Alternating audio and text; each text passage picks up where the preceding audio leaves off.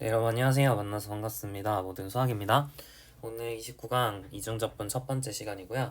지난 시간에 우리 연습 문제를 다 안 풀었거든요. 연습 문제 다 풀고 이중접분 진도 나가보도록 할게요. 문제 7번부터 보겠습니다. 자, 반지름의 길이가 6인 구 모양의 행성에서 자기장의 가장 작은 지점에 망원경을 설치하려고 한다 되어 있어요. 그러니까 이제 구 모양의 이제 행성이 이렇게 있는데 반지름의 길이가 6입니다. 뭐 6이라는 게 6cm는 아니겠죠? 6 뭐 단위가 있을 거예요. 자, 6에는 이런 반지름의 길이가 있는데 구 모양의 행성이 있는데 여기서 이렇게 행성의 중심을 원점으로 하는 직교좌표계에서 자기장이 어떻게 주어졌냐면 뭐 x, y, z라는 그 지점에서의 자기장이 어떻게 주어져 있냐면 6x 마이너스 y제곱 플러스 xz 플러스 60 이렇게 주어져 있죠. 자, 이렇게 m이 주어져 있을 때 자기장이 가장 작은 지점에 망원경을 설치하고자 한대요. 자, x, y, z는 어떤 친구들이 가능하죠? x제곱 플러스 y제곱 플러스 z제곱은 36이 되는 그런 제약 조건이 있는 상황에서 m이 최소가 되면 좋겠다 이런 뜻이에요. 6x 마이너스 y제곱 플러스 xz 플러스 60이 최소가 되면 좋겠다 이겁니다. 이 함수가 최소가 되면 좋겠어요. 자, 물론 라그랑주 승수법을 쓸 수도 있는데 보시면은 y제곱을 x와 z에 대한 함수로 바꿀 수 있죠. 그걸 좀 활용해서 우리가 논의를 좀 편하게 해볼게요. 그럼 이제 다변수 함수를 그러니까 3변수 함수를 이변수 함수로 바꿀 수 있고 제약 조건도 사라지니까 조금 더 다루기가 좋아지죠. 최소값을 갖는다는 거는 알 수 있습니다. 왜냐면은 이 식 제약 조건 자체가 6개인 다친집합이기 때문에 6개인 다친집합에서는 항상 f가 최대값 최소값을 가지므로 우리가 f라는 것은 최대값 최소값을 가질 수밖에 없어요. 자, 근데 지금 y제곱을 어떻게 바꿀 수 있냐라고 물으시면 y제곱을 그렇죠. 36 마이너스 x제곱 마이너스 z제곱으로 바꿀 수 있겠죠. 이 함수가 항상 최대값 최소값을 가질 수밖에 없게 됩니다.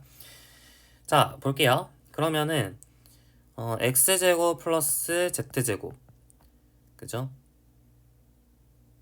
근데 이제 사실은 정확하게 말하면은 이게 모든 xz에 대해서 최대값 최소값을 갖는 건 아니고 어떤 조건이 좀 필요하냐면 x제곱 플러스 z제곱은 36 마이너스 y제곱인데 이제 이게 36 이하죠. 그러니까 사실은 x제곱 플러스 z제곱이 36 이하인 범위에서 최대값 최소값을 갖는다고 하는 게 조금 더 올바를 것 같아요.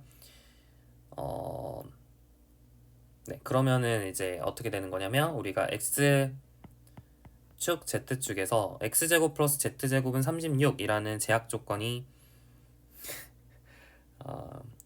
혹시 지난 시간에도 이렇게 해서 실수를 했나? 잘 기억이 안 나는데 여튼 그때는 그렇게까지 뭐 실수를 하진 않았던 것 같아요. 네. 자, 여튼 x제곱 플러스 z제곱은 36 이하다 이렇게 지금 이런 범위 내에서 우리가 최대값 최소값을 찾아야 되는 거죠. 왜냐면은 바깥에서 만약 최소값이 생긴다면 우리가 원하는 결과가 안 나오겠죠. xyz가 이 안에 있을 수가 없겠죠. 그러니까 이 범위에서 우리가 최소값을 찾아야 됩니다. 자, 여튼 그럼 x제곱 플러스 z제곱 플러스 6x 플러스 xz 플러스 24가 이 범위에서 언제 최소가 되는지 그거를 구하면 돼요. 자, 내부에서 최소가 될 수도 있고 경계에서 최소가 될 수도 있습니다. 자, 내부에서 최소가 된다라면 임계점이 될 거기 때문에 fx는 어떻게 되죠? 2x x에 대해서 편미분하면 2x 플러스 6 플러스 z 이렇게 되고요. fy는요 2z 플러스 x 이렇게 되겠죠. 얘가 0돼야 되고 얘가 0돼야 되거든요. 그러면은 4x 2x 플러스 z가 마이너스 6이고 2x 플러스 4z가 0이기 때문에 3z가 6이어야 되죠. 그러니까 z는 2 그에 따라서 x는 마이너스 4 이렇게 나오겠네요. 좋습니다. 그래서 x는 마이너스 4, z는 2에서 일단은 그 값을 가진다라는 사실을 알 수가 있어요. 마이너스 4하고 2에서 마이너스 4하고 2라는 점에서 2점이죠. 아니죠. 위에 있죠. 마이너스 4, 2라는 이 점에서 최소값, 그러니까 값을 얼마를 가지냐면 마이너스 4와 2는 이 안에 있죠. 16 더하기 4가 36보다 작으니까.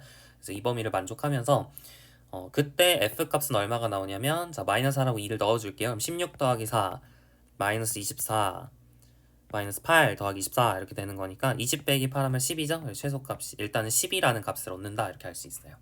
자, 경계에서도 최대값, 최소값이 생길 수도 있잖아요. 경계에서도 생길 수 있으니까 경계에서도 이제 조사를 해야 됩니다.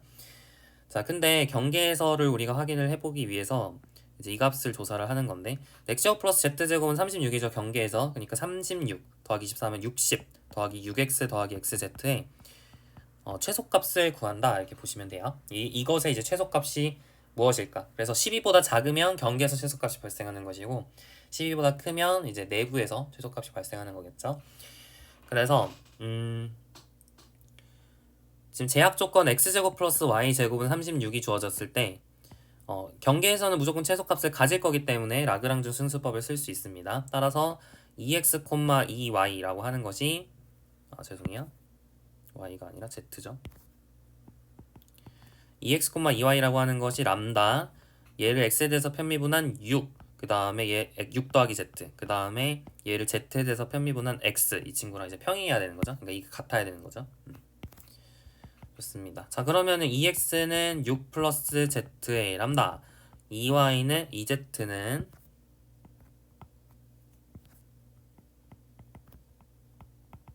x 람다 이렇게 되는 거니까 연립을 해서 이제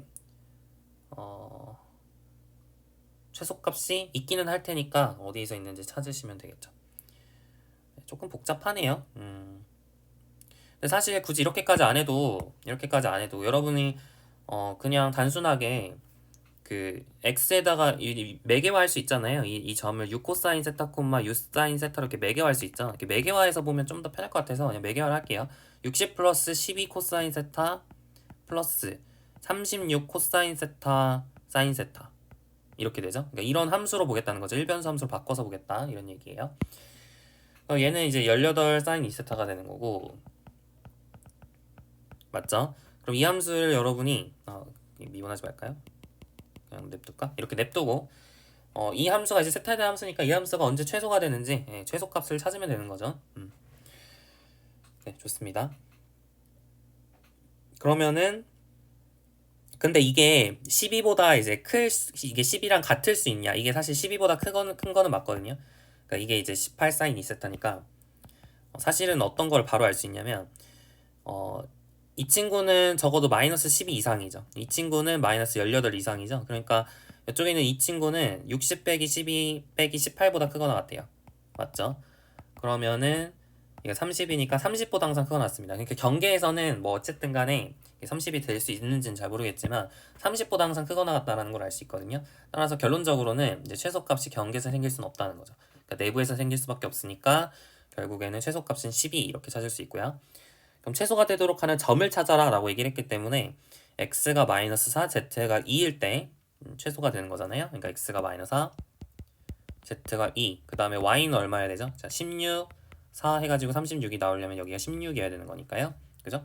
그래서 x, y는 풀마4 이렇게 두 개가 다 가능한 거죠. 그래서 마이너스 4, 풀마4, 2 이렇게 찾아주시면 되겠습니다. 네, 됐고요. 네.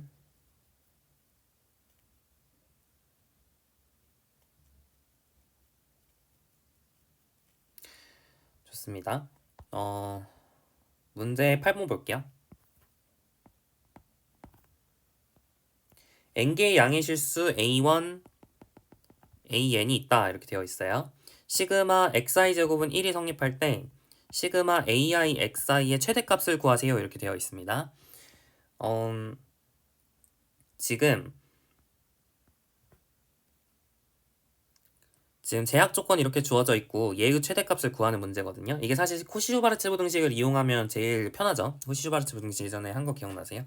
a1 제곱 플러스 점점점 플러스 an 제곱 x1 제곱 플러스 점점점 플러스 xn 제곱이 a1 x1 플러스 점점점 플러스 an xn의 제곱보다 크거나 같다. 이게 코시슈바르체 부등식이었고 이거 풀어드렸어요. 이거 한번 한 적이 있습니다. 미적분 원시간 했던 것 같은데 네, 이걸 코시-슈바르츠 등식이라 합니다. 기억은 좀 하시면 좋겠습니다. 코시-슈바르츠 부등식이라고 하는 거고 기하학적 의미도 있어요.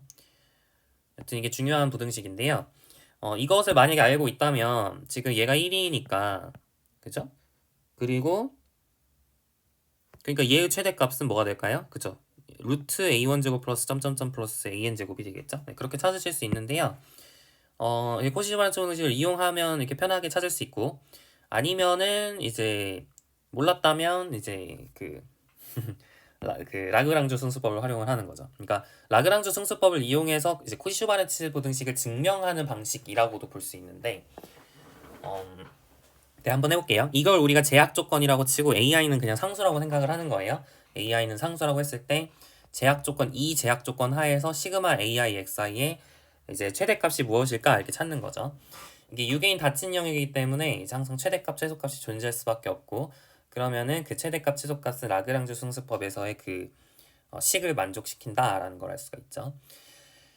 자, 좋습니다. 그러면은 제약 조건 얘를 이제 G 얘가 이제 x0, x1, 점점점, xn 이게 이제 다변수 함수, 3변수 함수는 아니죠. 다변수 함수지만 라그랑주 승수법을 쓸 수 있어요.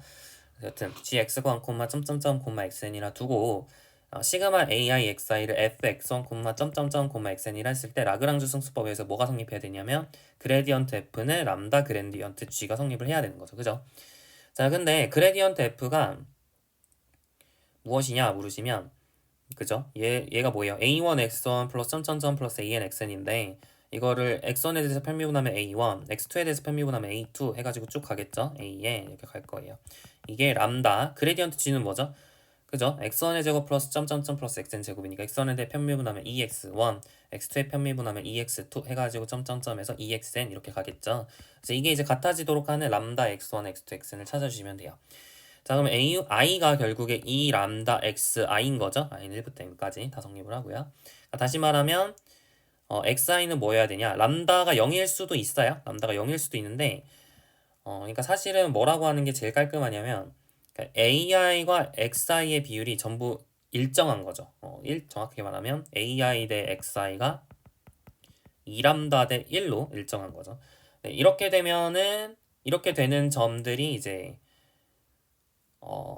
분명히 최대 최소가 있기 때문에 이거를 만족하는 값들 중에 이제 시그마 AI XI가 최대 최소가 되도록 하는 게 있는데 그 점들이 일단 기본적으로 이제 이 식을 만족해야 된다라는 것이죠. 이 식을 만족해야 된다. 자, 근데 AI가 0인 경우는 뭐 굳이 하지 않을게요. 만약에 AI가 0이면 XI 값이 뭐든 간에 상관이 없어지겠죠. XI 값이 뭐든 간에 뭐 이것의 값에 영향을 주지 않기 때문에 그냥 AI들이 전부 0이 아니다 이렇게 가정을 해볼게요. 편의상 됐죠? 그럼 람다가 0일 수 있나요? 람다가 0일 수는 없겠죠? 람다는 0이 아니에요. 그러니까 결론적으로 XI는 뭐여야 되냐면 2람다분의 AI가 돼야 돼요. 다시 말하면 이제 XI는 이렇게 써지는데 람다를 그럼 찾아야 되잖아요. 이제 어떤 식이 제약 조건으로 주어져 있으냐면 시그마 XI 제곱은 1이다 이게 제약 조건으로 주어져 있으니까 얘네들을 전부 더한 즉 시그마 2람다분의 AI의 제곱이 1이어야 된다 이거죠. 다시 쓰면 시그마 AI 제곱이 4람다 제곱이기 때문에 결국에는 2람다라는 친구가 풀마 루트 시그마 AI 제곱으로 써진다 이렇게 할 수 있어요. 그러니까 이쪽에 있는 이 친구가 풀마 루트 시그마 AI 제곱인 거죠. 그러니까 다시 쓰면 XI가 풀마 루트 시그마 AI의 제곱 분의 AI다 이렇게 찾을 수 있는 거예요. 그러니까 이거를 만족을 한다는 얘기죠. 물론 플러스 마이너스는 복부 동순입니다. 그러니까 1 만약에 플러스였으면 다 플러스고 마이너스면 다 마이너스예요. 람다가 이제 플러스 루트 시그마 AI 제곱이면 xi는 루트 플러스 루트 시그마 AI 제곱분의 AI 뭐 이렇게 되는 거니까요. 그죠? 그래서 xi는 이렇게 써지는 건데 그러면은 만약에 xi가 전부 다 루트 시그마 AI 제곱분의 AI라면 시그마 AI xi는 뭐가 될까요? 그렇죠. 이제 루트 시그마 AI의 제곱분의 시그마 AI의 제곱이니까 루트 시그마 AI 제곱이 되는 거죠. 다 i는 1부터 n까지 이렇게 쓰는 겁니다. 그 다음에 xi가 만약에 마이너스 루트 시그마 i는 1부터 n까지 ai의 제곱분의 ai였으면 시그마 ai xi는 루트 시그마 ai 제곱분의 마이너스 시그마 ai 제곱이 되니까요. 그죠? xi를 여기다 넣어주면 그죠? 그러면은 얘는 마이너스 루트 시그마 ai 제곱이 되는 거죠. 무조건 최대값 최소값이 존재할 수밖에 없는데 이런 값들 중에서 최대값 최소값이 존재할 수밖에 없는데 그럼 얘가 최대값 얘가 최소값인 거죠. 우리가 찾고 싶은 거는 최대값이니까 이게 최대값이다 찾을 수 있습니다. 그러니까 아까랑 똑같죠? 코시-슈바르츠 분식을 이용해서 찾은 거나 이렇게 찾은 거랑 똑같습니다. 이게 사실 코시-슈바르츠 분식의 또 다른 증명이에요. 라그랑주 승수법을 이용해서 그러니까 이게 최대값이란 건 무슨 뜻이죠? 그죠? 루트 시그마 ai 제곱보다 루트 a1 제곱 플러스 점점점 플러스 an 제곱보다 뭐가 작거나 같다는 거냐면 a1 x1 플러스 점점점 플러스 an xn의 제곱 이게 an xn 이 친구의 사실 절대값이 루트보다 작거나 같은 거죠. 왜냐면 얘의 최소값이 마이너스 루트 시그마 ai 제곱이니까. 그러니까 우리가 사실 이분응식을 보인 거잖아요. 어떤 조건 하에서 시그마 xi 제곱이 1이라는 조건 하에서. 그러면은 이제 양변에 이제 여러분이 그러니까 뭐 일반적인 t1 a1 t1 플러스 점점점 플러스 an tn에 대해서 t1 tn이 아무런 조건 없이 a1 t1 플러스 점점점 플러스 an tn 이것이 이제 뭐보다 작거나 같다? 루트 a1 제곱 플러스 점점점 플러스 an 제곱에 루트 t1 제곱 플러스 tn 점점점 플러스 tn 제곱보다 작거나 같다라는 걸 보이고 싶으면 이거를 이렇게 나눠줘가지고 루트 t1 제곱 플러스 점점점 플러스 tn 제곱을 분의 t1을 x1 이렇게 놓는 거죠. 그러니까 x1은 루트 t1 제곱 플러스 점점점 플러스 tn 제곱 분의 t1 이렇게 놓고 x2는 뭐 여기를 t2 이렇게 바꿔가지고 일반적으로 xi는 루트 t1 제곱 플러스 점점점 플러스 tn 제곱 분의 ti라고 놓으면 이게 성립을 하기 때문에 이제 이 부등식이 증명이 되는 거죠. 그러니까 사실 이게 코시-슈바르츠 부등식의 또 다른 증명입니다. 양면 제곱하면 코시-슈바르츠 부등식이 나오니까요. 그죠? 그래서 이제 라그랑주 승수법을 이용해서 많은 우리 그 부등식들을 이제 일반적으로 알려진 절대 부등식들을 거의 다 증명할 수 있어요. 기억을 좀 하시면 좋겠고요. 자, 이제 문제 9번 보겠습니다. 좌표 평면의 영역 D는 x, y, r2 그리고 x는 0과 4 사이고요. y는 0과 4 사이 그리고 x 플러스 y는 4 이하다 이렇게 주어져 있습니다. 이랬을 때 함수 fxy는 4x 마이너스 2xy 플러스 y 제곱의 최대값과 최소값의 합을 구하시오 그렇게 되어 있어요. 자, 해볼게요. 지금 주어진 영역이 닫힌 영역이죠. 그러니까 0부터 4까지 x축 y축 이렇게 놓으면 x축 y축 이렇게 놓으면 지금 이 영역이니까 닫힌 영역이죠. 유개인 닫힌 영역이니까 최대값 최소값이 존재할 겁니다. 일단 그건 기억을 하시고 자, 그 상황에서 우리가 fxy의 최대값 최소값을 찾고 싶어요. 그럼 어떻게 하냐면 내부 경계를 따로 조사하자 그랬죠. 그래서 내부에서 만약 최대값 최소값이 발생한다면 극값일 것이다. 임계점일 것이다. 크리티컬 포인트일 것이다. 따라서 fx는 0, fy는 0을 만족을 해야죠. 자, fx를 보면 이게 4-2y이고요. fy를 보면 마이너스 2x 플러스 2y가 되죠. 얘가 0이어야 되고 얘가 0이어야 되거든요. 그 말은 y가 2여야 되고 x는 2여야 된다는 얘기죠. 그러니까 2,2라는 점에서 이제 그 임계점이 생기는데 사실 2,2라는 점이 지금 보시면 아시겠지만 경계에 있어요. 그죠? 경계에 있습니다. 경계에 있다는 얘기는 우리가 지금 내부에서 이런 얘기를 하고 있는 건데 이제 안 맞아 떨어지는 거죠. 그죠? 그래서 지금 내부에서는 최대값 최소값이 발생할 수 없다 이런 얘기고요. 맞죠? 좋습니다. 그럼 이제 경계에서 어떻게 되는지 한번 관찰을 해볼까요? 경계에서는 어떻게 되는지 관찰해 봅시다. 경계에서 관찰한다는 얘기는 그냥 각각 따로 하시면 돼요. 라그랑주 승수법을 쓰는 것보다 지금 제약 조건이 뭐 이렇게 세 개 한꺼번에 뭔가 주어지는 게 아니라 지금 다 따로 정리되어 있고 그리고 다행히도 어때요? 직선 선분이잖아요. 그러니까 이제 매개화하는 게 어렵지 않아서 그냥 각각 해주시면 됩니다. 자, 이쪽에 있는 이 점을 여러분이 t, 0 이렇게 나오죠. 지금 1번 선분을 매개화하고 있어요. 1번 선분을 매개해 볼게요. 자, t, 0으로 매개화를 합니다. t는 어디서부터 어디까지? 0부터 4까지죠. 그럼 ft, 0은 어떻게 주어지냐면 4t가 되겠네요. 그죠? 그러면 언제 얘는 최대값이 어떻게 돼요? 이 선분에서 최대값과 최소값을 찾으면 최대값은 16, 최소값은 0 이렇게 나오죠. t가 0과 4 사이니까. 그죠? 자, 그 다음 두 번째 이 선분에서 한번 매개화를 해봅시다. 이 선분은 어떻게 매개화가 되냐면 그죠? 뭐 t, 4-t 이렇게 매개화가 되겠죠. t는 0부터 4까지 이렇게 될 거고요. 그럼 ft 4-t를 넣어가지고 이제 이차함수가 나오겠죠? 계산을 해봅시다. 자, 4t 마이너스 2t의 4-t 플러스 4-t의 제곱 이렇게 되죠? 그러면은 4t에 4t를 더해주면 8t고 아니죠. 4t 마이너스 8t랑 마이너스 4t죠. 그 다음에 플러스 8t 제곱 있고요. 뒤에 보시면 16에 마이너스 8t에 플러스 t 제곱 이렇게 되니까 16 마이너스 12t 플러스 9t 제곱 이렇게 되네요. 그러면은 t가 9분의 6일 때, 즉 3분의 2일 때 네. 최소가 생기는 거죠. t가 3분의 2일 때. 맞죠? 그러니까 뭔가 이상한데? 아니죠? 네, 죄송해요. 여기 2t 제곱이죠? 네. 그럴 리가 없어가지고 2t 제곱이죠? 자, 좋아요. 그러면 여기가 3t 제곱이죠. 3t 제곱. t는 2일 때가 이제 생겨야 되거든요. 아까 2,1을 찾았으니까 여기서도 2에서 뭔가 이제 특별한 일이 생겨야 되거든요. 좋아요.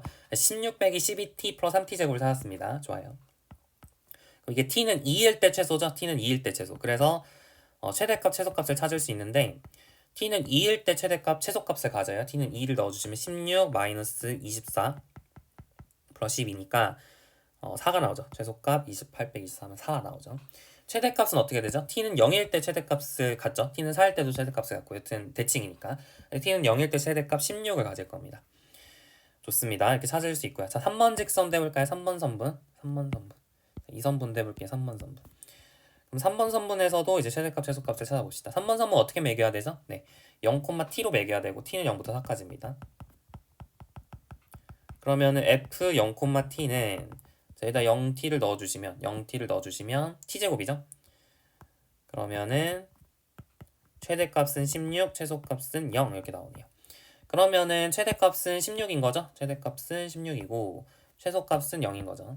내부에서는 최대값, 최소값이 발생할 수 없다 그랬으니까 경계에서만 생기는 거고 따라서 최대값과 최소값의 합은 16이다 이렇게 찾으시면 되겠습니다. 자, 여기까지 해가지고 이제 문제 9번까지 해결을 해봤고요. 자, 이제 다음으로 이제 본격적으로 우리 이중적분에 대해서 공부를 해보도록 하겠습니다. 챕터 14 멀티플 인테그럴이고요.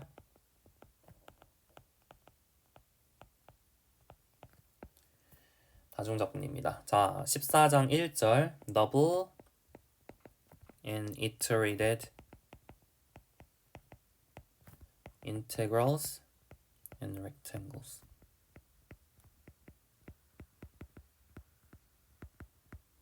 네, 이를 한번 계산해 보도록 할게요. 자, 이제 다중적분 결국 다변수 함수의 적분에 대해서 배우는 건데, 그러니까 이변수 함수들을 뭐 적분하고 싶은 거죠. 기본적인 아이디어는 뭐냐면 우리 적분의 정의가 뭐였죠? y는 fx를 적분한다는 게 어떤 거였죠? 그죠? y는 fx를 적분한다는 게 y는 fx의 그래프를 그렸을 때 a부터 b까지의 정적분이라고 하는 것은 이 넓이를 계산하는 게 결국 정적분이었죠. 그게 제일 중요한 거였는데 그럼 똑같이 가는 거예요. 이제 이변수 함수를 적분하고 싶으면 z는 fxy라는 걸 보는 거죠. z는 fxy라는 함수를 보고 이 함수는 우리가 그래프로 그리게 되면 어떤 공면이 그려지겠죠? 뭐 이렇게 생긴 공면이 그려질 겁니다. 그러면은 여러분이 fxy가 뭐 정의된 영역이 있을 텐데 뭐 우리가 적분할 때도 제일 쉬운 구간에서 적분을 하잖아요. 막 이상한 영역에서 적분하는 게 아니라 이제 구간이라는 예쁘게 생긴 A부터 B까지라는 구간에서 적분을 하는 것처럼 우리가 이제 적분을 할 때 이제 제일 쉬운 직사각형부터 먼저 해볼게요. 자, 직사각형 영역에서 이제 적분을 한다고 해볼게요. 그러면 뭘 구하는 걸까요? 뭘 구하는 걸까요? 그쵸? 이렇게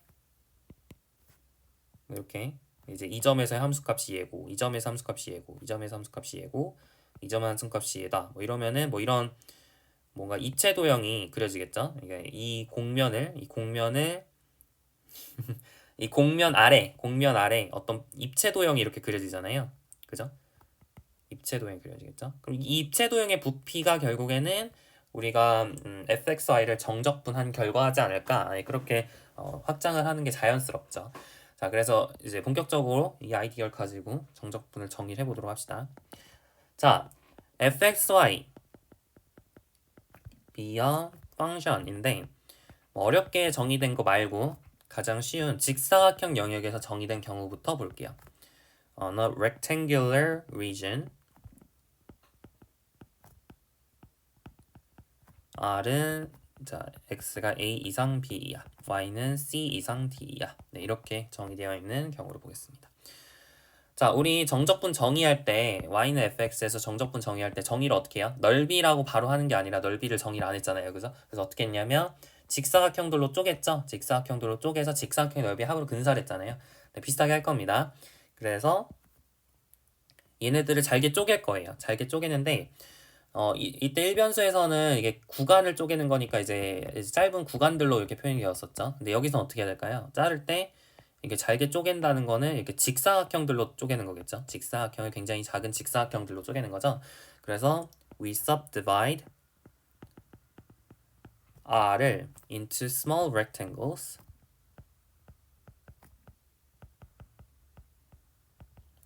그래서 예를 들어 이제 그림을 그려보면 이렇게 되는 겁니다. 자, x, y가 있는데 이렇게 직사각형이 이렇게 그려졌다고 쳐볼게요. 여기가 a, 여기가 b, 여기가 c, 여기가 d 이렇게 직사각형이 그려져 있습니다. 자, 그 상황에서 이렇게 잘게 쪼갤 거예요. 잘게 쪼갤 겁니다. 그죠? 그리고 이렇게 위아래로도 잘게 쪼갭니다. 그러면은 이제 작은 직사각형들이 이렇게 생기겠죠. 자, 그럼 쪼개가지고 이제 이름을 붙여줄게요. 이름을 붙여줄게요. 자, 얘는 x0라고 할 거고요. 얘를 xn 이렇게 놔보자. 요거는 그러면 x1이겠죠? 얘는 x2고 x3고 뭐 이렇게 잘게 쪼개는 거예요. x4 여기는 이제 xn-1 이렇게 쪼개는 거죠. 자, 위에도 이제 쪼갤 겁니다. 얘 c는 y0라 놓을 거고요. 얘는 ym이라 놓을게요. 이제 여기 아래는 n개로 쪼갠 거고 위에는 m개로 쪼갠 겁니다. 그러니까 다른 개수로 쪼개도 돼요. 그래서 여기는 y1 여기도 있는데 여기는 ym-1 여기는 ym-2 여기 ym-3 이렇게 그려지겠죠. 그러니까 위에 이렇게 세로로 이제 해가지고 가로줄 m개를 만들고 또 세로줄도 n개를 만들고 여튼 이런 식으로 하는 거죠. 이렇게 쪼개가지고 총 nm개의 직사각형을 만들어냅니다. 자, 그러면은 이거는 이제 교재는 없긴 한데 우리가 이제 P라는 것을 이제 이렇게 정의를 할 거예요. x0, x1, xn, y0, y1, yn 이렇게 정의를 하겠습니다. 얘가 이제 뭐라 부를 거냐면 partition of R이라고 부릅니다. 우리 partition이라고 하는 거의 정의가 기억나세요? 이거를 우리가 이제 일변수함수에서는 이거 하나만 partition이라고 놨었죠. 정의를 얘를 우리가 파티션이라 부른다 했는데 이변수 함수에서는 두 개를 가지고 파티션이라고 부르는 거죠. 뭐 어려운 건 아니죠. 그래서 얘가 이제 x를 어떻게 쪼개는가, y를 어떻게 쪼개는가, 네, 그걸 얘기해주는 그런 숫자들이라고 생각하시면 되겠습니다. 집합으로 표기하긴 했지만 사실상 순서는 보통 왼쪽이 제일 작은 거, 그 다음 작은 거 해가지고 순서대로 크기 순서대로 나열하는 게 이제 관례고요.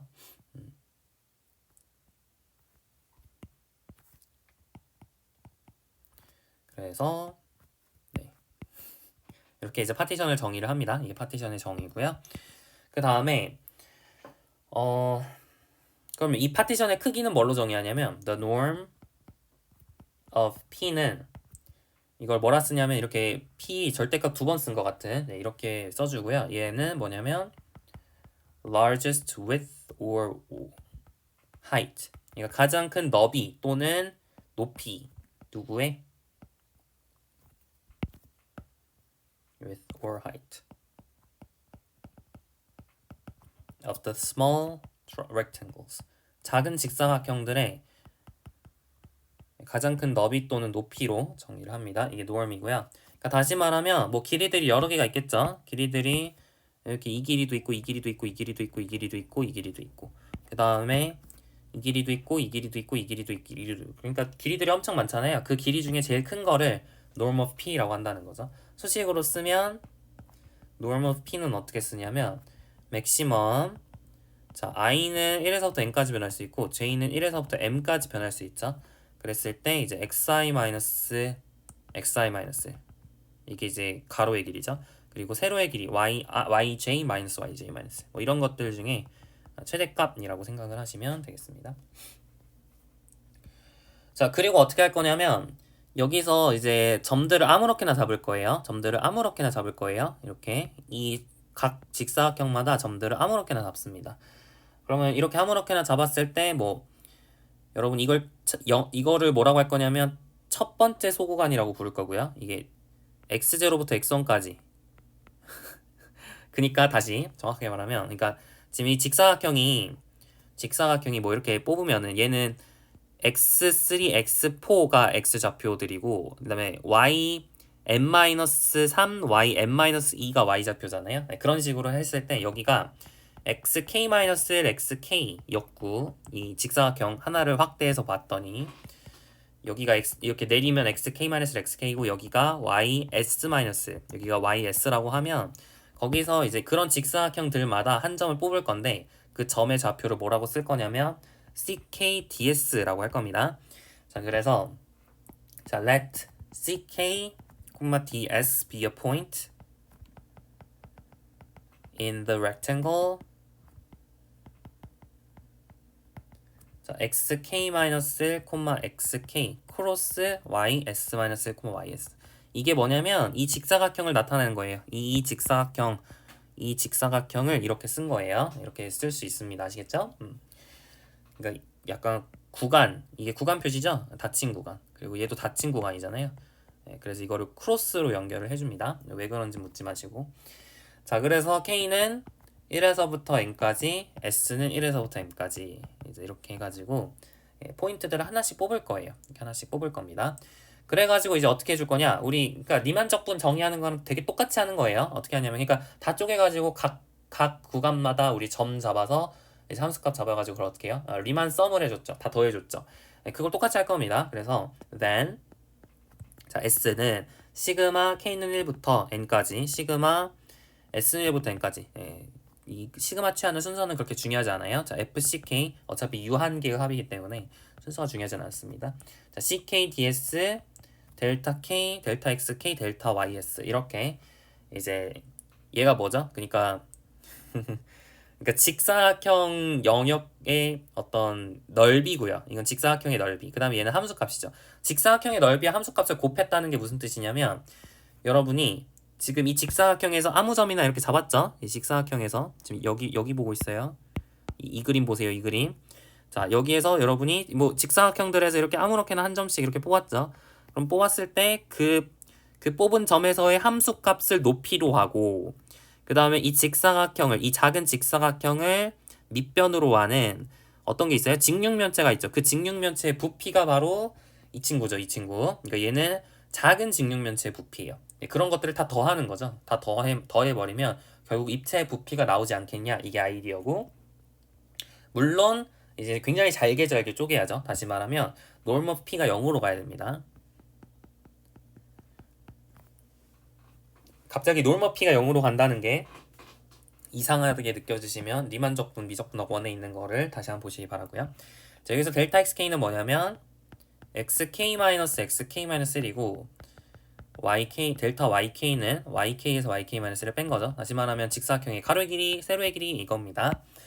자, 그래서 이제 이게 s라고 하는 게 이걸 뭐라 부르냐면 Riemann sum이라고 불러요. It's called the Riemann sum of f over r 이렇게 부르고요. 그래서 만약에 이 값이 이거를 어떻게 norm p를 0으로 보냈을 때 이게 어떤 한 값으로 수렴한다면 이게 델타 xk, 델타 ys 이 값이 한 값으로 수렴해요. converges to a unique limit regardless of the choice. 어떤 거에 관계없이 항상 똑같은 값으로 수렴해야 되냐면 이 포인트를 잡는 거, 그 다음에 이렇게 분할을 잡는 거, 그죠? 이 분할을 잡는 거, 이 분할을 잡는 거. 그러니까 어떻게 쪼개냐, 그 쪼갠 거에 대해서 어떻게 점을 잡냐에 관계없이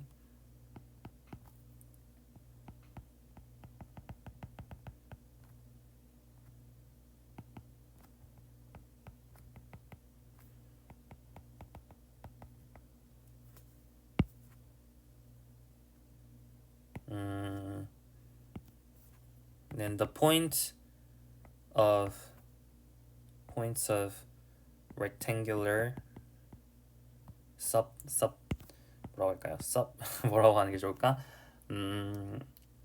small rectangles. 그러니까 이런 포인트들을 뽑는 거, 그다음 파티션을 뽑는 거 이런 거에 관계없이 항상 똑같은 값으로 수렴한다면 그러면은 then we say that f가 integrable 하다 이렇게 부르고요.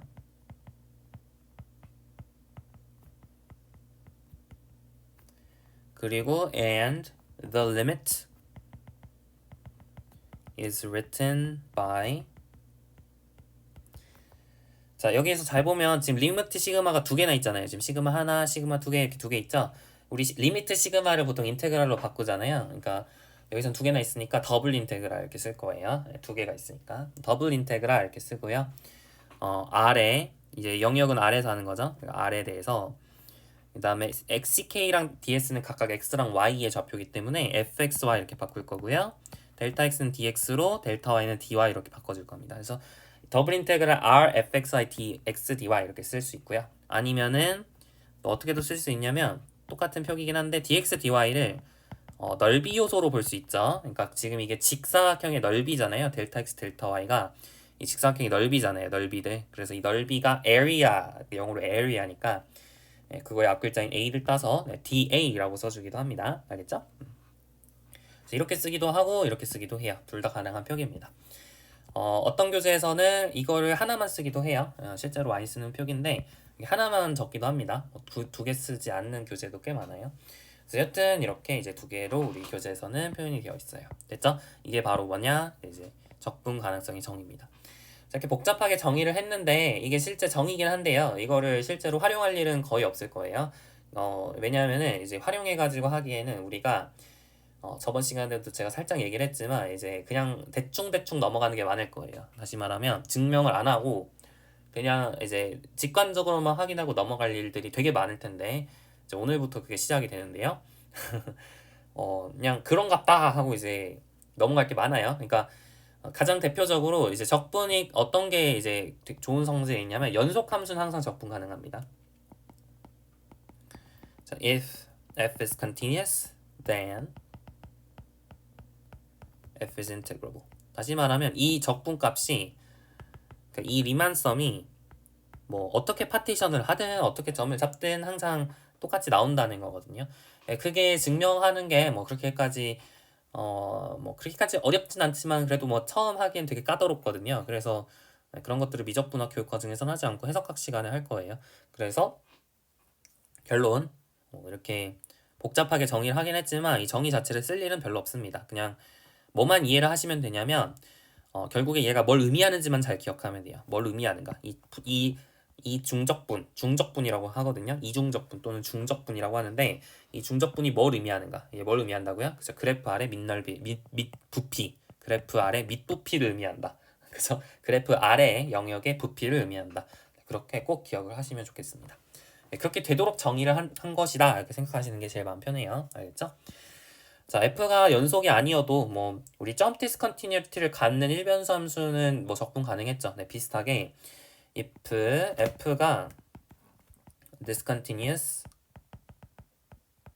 only on a finite number of smooth curves.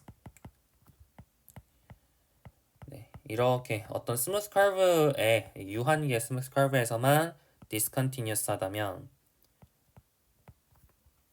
그러면은 f는 적분 가능해요.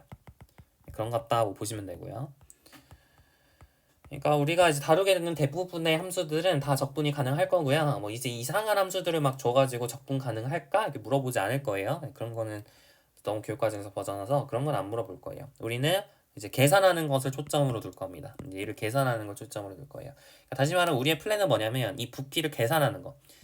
그러니까 그래프를 줬을 때 그래프 아래 부피를 계산하는 게 우리의 이제 생각인 거죠. 이 그래프의 부피를 이 그래프 아래 밑부분의 부피를 계산하는 거. 근데 부피를 계산하는 거는 이미 알고 있어요. 이제 아예 모르는 게 아니죠. 여러분 부피 배웠잖아. 이제 어떻게 된 거죠? 막 이렇게 그려져 있으면 이렇게 이제 입체도형이 그려져 있으면 입체도형의 부피 어떻게 계산하죠? 그죠? x축의 수직인 직선으로 잘라가지고 생기는 단면의 넓이를 sx라고 했을 때 이 sx를 뭐 a부터 b까지 적분해주면 부피가 나온다 이렇게 얘기했었죠. 네, 그거를 그대로 갖다 쓸 거예요. 그거를 그대로 갖다서 쓸 겁니다. 그러니까 다시 말하면 그게 이제 후비니 정리인데요.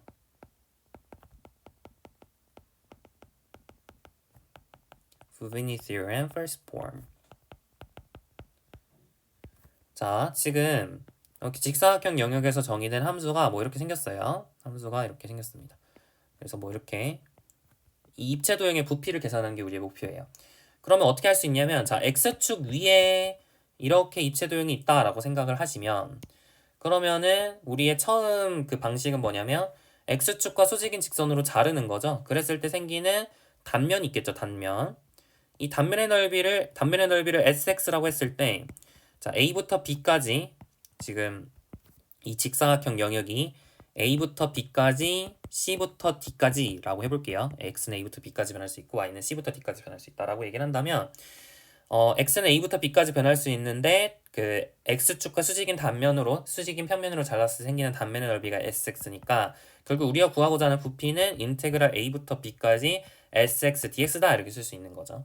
맞죠? 부피는 당연히 뭐예요? 지금 그래프가 뭐냐면 z는 fxy에서 그 아래에 있는 밑넓이를 구하는 거거든요. 맞죠? 그러니까 아까 우리 정의에 의하면 얘가 더블 인테그랄의 이 그래프 아래 이 직사각형 영역을 R이라고 하면 더블 인테그랄의 R의 f xy의 dA 이렇게 쓸 수 있죠. 이게 이제 부피입니다. 이게 부피의 정의예요. 그죠? 부피의 정의인데 그 부피를 우리 예전에 어떻게 구할 수 있다고 배웠냐면 얘로 구할 수 있어요 라고 해서 배운 거잖아요. 그죠?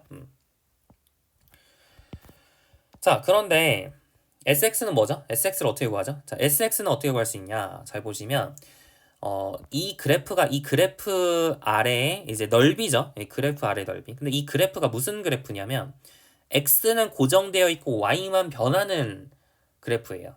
그러니까 예를 들어 x가 알파였다고 치면 이 그래프는 어떤 그래프죠? z는 f 알파 y라는 그래프죠. 그거를 y축에 대해서 y가 막 이렇게 변할 때 y가 어디서부터 어디까지 변하죠? c부터 d까지 변할 때 f 알파 y 아래에 있는 그죠? 밑넓이가 되는 거예요. 그러니까 다시 말하면 제가 이 초록색 평면을 약간 눕혀가지고 이렇게 그냥 평면으로 한번 눕혀볼게요. 그러면은 보라색 그래프가 이렇게 생겼고 그 다음에 y축은 이렇게 생겼고 지금 그리고 제가 보라색으로 색칠한 부분은 이 색칠한 부분이 되는 거죠. 그리고 이 그래프가 바로 z는 f 알파 y예요. 그럼 보라색에 지금 여기가 c고 여기가 d잖아요. 그럼 보라색의 넓이는 뭐예요? 인테그랄 c부터 d까지 f 알파 y의 dy죠. 그렇죠? 그러니까 x는 알파라고 하면 이렇게 생긴 거잖아요. 맞죠? 그러니까 sx 지금 알파가 뭐 x인 상황이니까 여기를 그냥 x로 바꿔치기 해볼게요. 그러니까 여기를 s 알파 d 알파라고 하든 sx dx라 하든 문자가 중요한 게 아니잖아요. 그죠? 지금은 x라고 넣었으니까 여기를 x라고 놓으면 이게 바로 뭔 거예요? sx인 거죠. 그죠? 얘를 그대로 넣어줄 수 있는 겁니다. 그래서 결론 얘를 어떻게 계산할 수 있냐면 인테그랄 a부터 b까지 인테그랄 c부터 d까지 fxy에 자 그대로 sx를 그대로 넣어줘야 돼요. 이게 xx 자리에 이걸 그대로 넣어주는 겁니다. 그러면 dy dx 이렇게 써지겠죠. 그죠? 그대로 넣어야 돼요. 그러니까 이렇게 괄호를 쳐도 되고요. 괜찮죠? 그래서 이런 식으로 계산할 수 있다. 이게 바로 이제 후비니 정리의 기본적인 아이디어입니다. 괜찮죠? 그래서 더블 인테그랄 r fx y dA를 얘로 계산할 수 있다. 그러니까 반복 적분이라고 하죠. 적분을 반복해서 두 번 하잖아요. 그죠? 그러니까 얘를 우리가 이제 다중 적분, 이중 적분을 반복 적분으로 바꿔서 해결할 수 있다는 게 후비니 정리의 기본적인 아이디어고요. 이게 기본적인 결과고요. 사실은 지금 이거는 저는 x축을 기준으로 해서 자른 거긴 한데 사실 이제 마음먹기 나름이죠. 꼭 x축을 기준으로 자르는 게 아니라 y축을 기준으로 해서 자를 수도 있겠죠. 그러니까 y가 이렇게 변할 때 단면을 어떻게 보는 거냐면 얘로 보는 게 아니라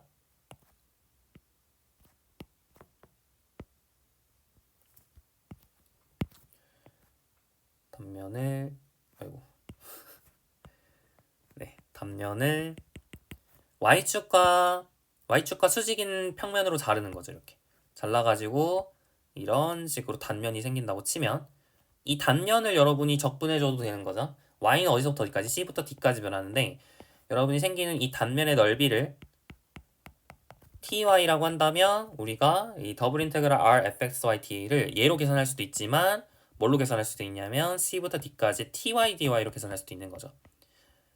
근데 지금 y가 고정되어 있을 때 이 함수의 그래프는 뭐냐면 z는 fxy라는 그래프고 y는 고정되어 있어요. 상수처럼 취급하시면 뭐 1, 3 이런 상수처럼 취급하세요. 그랬을 때 이 초록색 이 넓이는 뭐에 해당되죠? 그죠? 네, 그래프 아래 밑넓이니까 x는 어디서부터 어디까지 하죠? a부터 b까지 변하니까 그렇죠. 인테그랄 c부터 d까지 인테그랄 a부터 b까지 fxy의 dx dy 이렇게 쓸 수도 있는 거예요. 좀만 더 예쁘게 써볼게요. c부터 d까지 인테그랄 a부터 b까지 fxy의 dx dy. 그래서 정리하면 더블 인테그랄 r의 fxy da를 두 가지 방법으로 계산할 수 있는데 첫 번째는 인테그랄 a부터 b까지 인테그랄 c부터 d까지 fxy dy dx로 구할 수도 있고 두 번째는 인테그랄 c부터 d까지 인테그랄 a부터 b까지 fxy dx dy로 구할 수도 있다 이런 얘기죠. f는 근데 사실은 연속이어야 된다는 조건이 있고요. 필요하고요.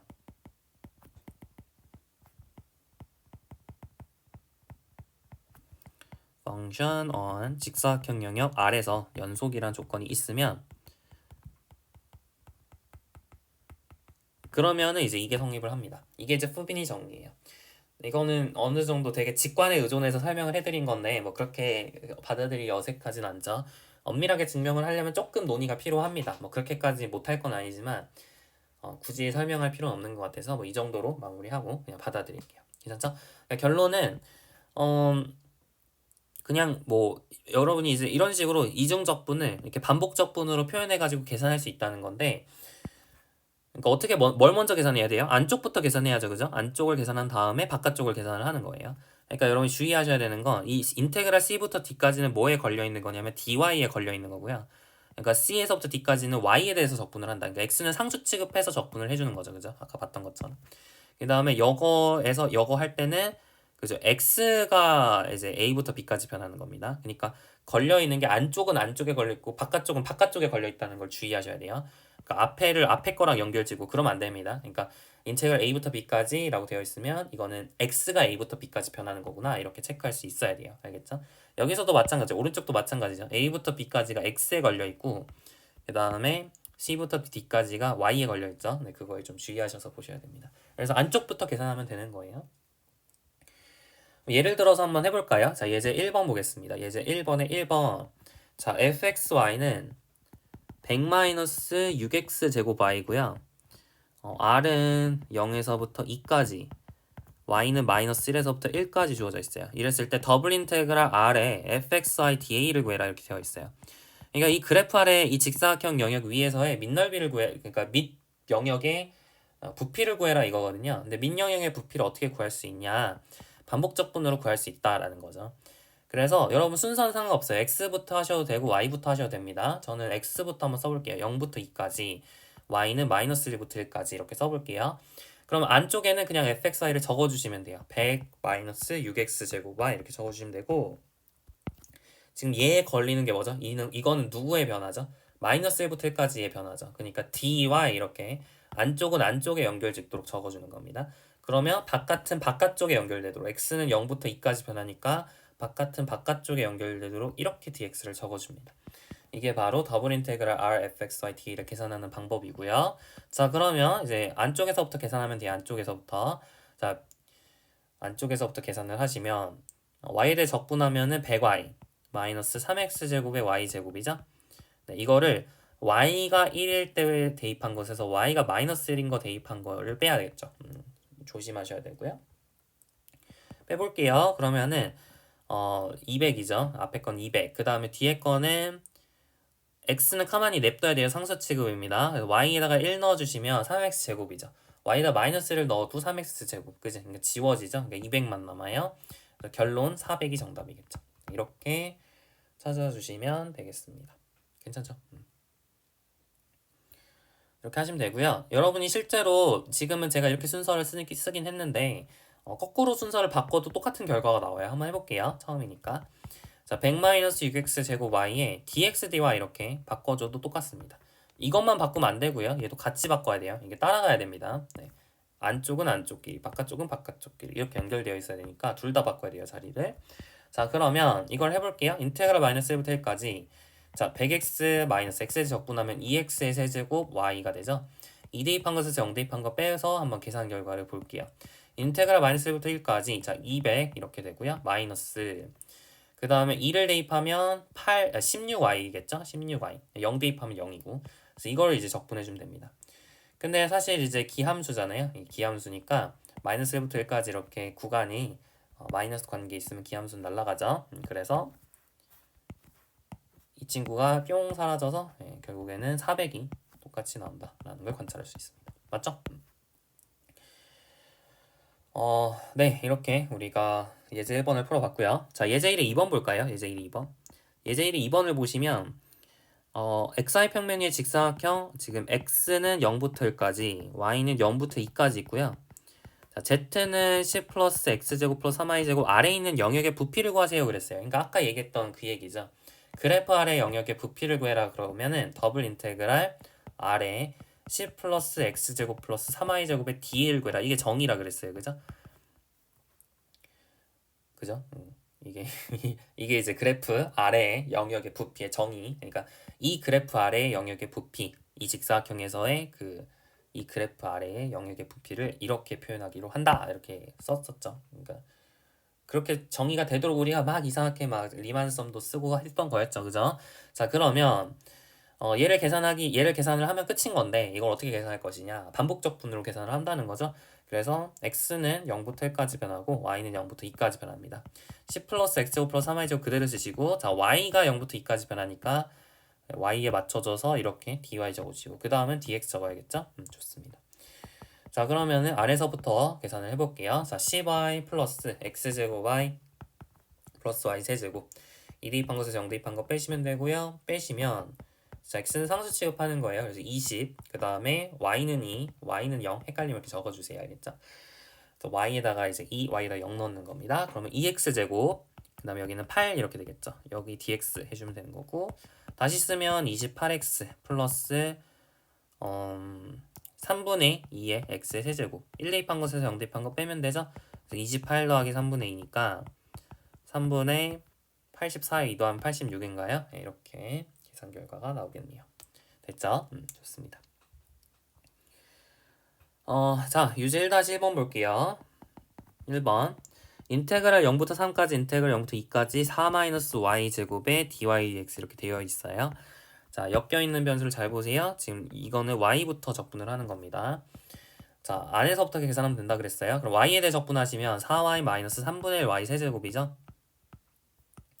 2 대입한 것에 0 대입한 거 빼고 dx 해주시면 됩니다. 자, 0부터 3까지 하시고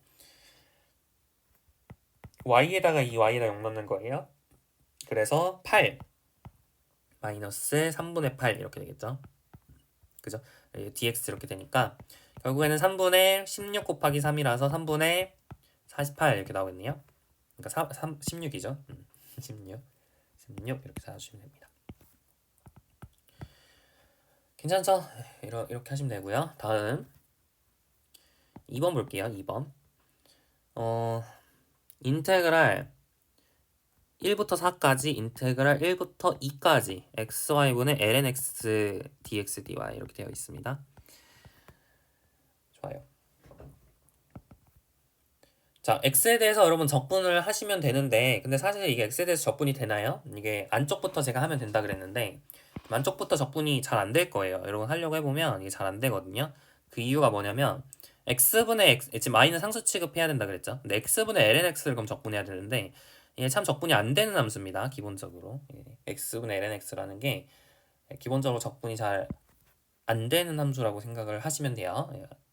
아니구나, 되는구나. 죄송해요. 되네요. 미안합니다. 그 문제가 아니네요. 죄송합니다. 이거 되죠?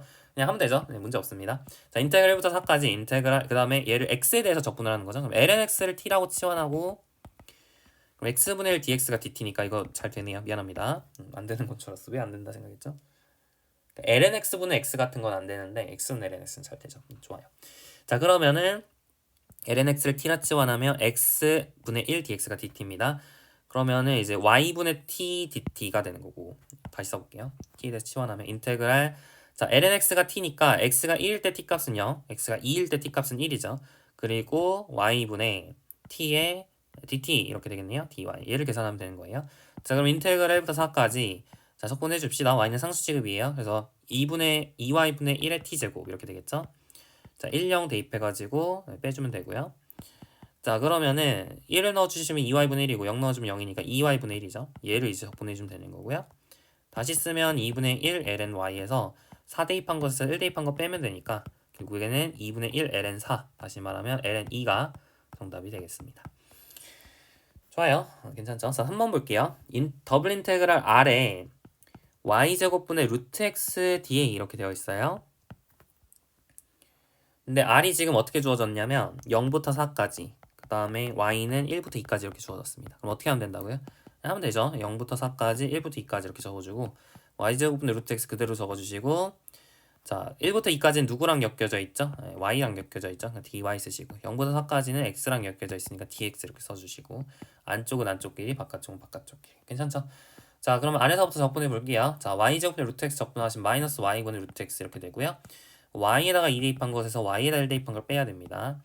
자 y에다가 2를 넣어주시면 마이너스 2분의 루트 x 1을 넣어주시면 플러스 루트 x 이렇게 되겠죠. 얘를 적분해주면 되고요. 루트 x를 2분의 루트 x를 적분하면 되는 건데 그죠? 2분의 루트 x를 적분하면 되는 건데 x의 2분의 1승 적분해주면 x의 2분의 3승이고 3분의 2가 앞으로 튀어나오니까 3분의 1 이렇게 되겠네요. 그죠? 맞죠? 그래서 이제 여기다가 4 대입한 것에서 0 대입한 거 빼시면 됩니다. 그러니까 3분의 2 루트 2가 정답이 되는 거죠. 좋습니다. 마지막으로 4번까지만 해볼까요? 자, 유제 1-1의 4번입니다. 4번. 자, 더블 인테그랄 R에 x, y의 2의 xy 제곱의 dA 얘를 구하는 게 목표가 되겠어요. R은 0에서부터 2까지 y는 0에서부터 1까지 이렇게 주어져 있죠. 그럼 인테그랄 0부터 2까지 인테그랄 0부터 1까지 xy의 2의 xy의 제곱에 dy dx 이렇게 해주면 되고요. 안쪽에서부터 하시면 y에 대해서 적분을 해야 되는데 x는 상수 취급하고 y에 대해서 적분하면 되죠.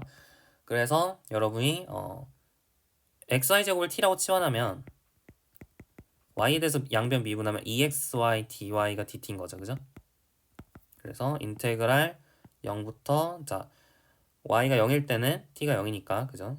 그러니까 0 이렇게 적을 수 있고 1은 변하죠. 1은 y가 1일 때 t 값은 x죠. x 이렇게 쓰시고 그 다음에 xy dy가 2분의 1 dt예요. 그러니까 2분의 1 dt 이렇게 써지고 2의 t제곱 이렇게 써지겠네요.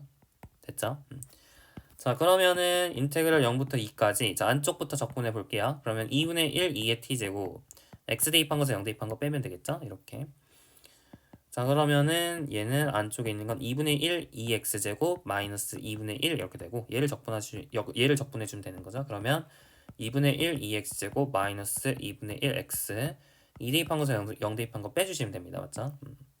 그럼 2를 대입하시면 2분의 1 2의 제곱 마이너스 1 이렇게 정리되니까 2분의 1 2의 제곱에 마이너스 2분의 3 이렇게 쓰시면 되겠네요.